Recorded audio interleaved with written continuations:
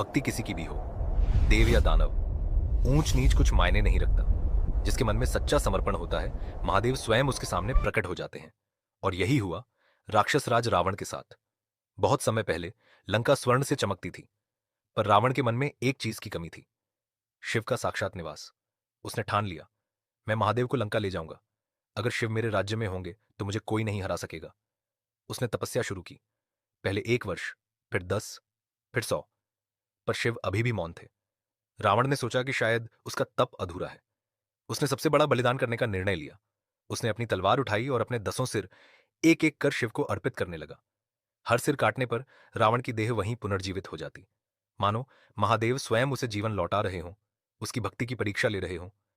जब 9 सिर अर्पित हो चुके, 10वां काटने ही वाला था कि अचानक आकाश फट गया। गर्जना हुई और एक तेज प्रकाश पृथ्वी पर उतर आया। शिव बोले, रावण, तेरी भक्ति ने मुझे प्रसन्न कर दिया है। मांग, क्या चाहता है तू? रावण ने शीश झुकाया। प्रभु, मैं चाहता हूं कि आप लंका में निवास करें।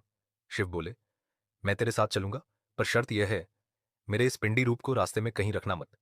एक बार नीचे रख दिया तो मैं वहीं स्थिर हो जाऊंगा। रावण ने वचन दिया और शिवपिंडी को उठाकर लंका की ओर चल पड़ा। लेकिन देवताओं को डर था, यदि शिव लंका चले गए तो रावण कभी पराजित नहीं होगा। वे विष्णु के पास गए।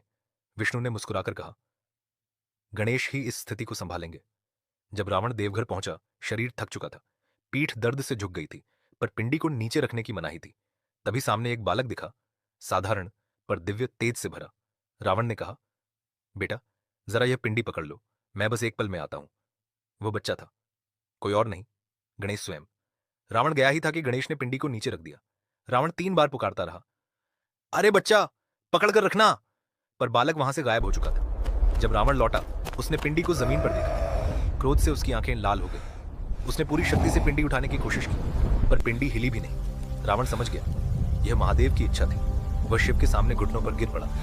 प्रभु, यदि यही आपकी इच्छा है तो मैं इसे स्वीकार करता हूं। और वहीं स्थापित हुआ वैद्यनाथ ज्योतिर्लिंग, जहां शिव स्वयं पृथ्वी के वैद्य बनकर विराजते हैं, भक्तों के दुख, रोग और कष्ट दूर करते हुए। कहा जाता है, जो भक्त यहां कांवड़ का जल चढ़ाता है, उसके सारे रोग मिट जाते हैं और उसके जीवन में नई ज्योति जगती है। अगर आपको ज्योतिर्लिंग की यह कथा पसंद आई हो तो कमेंट में लिखे हर हर महादेव और चैनल को सब्सक्राइब करें।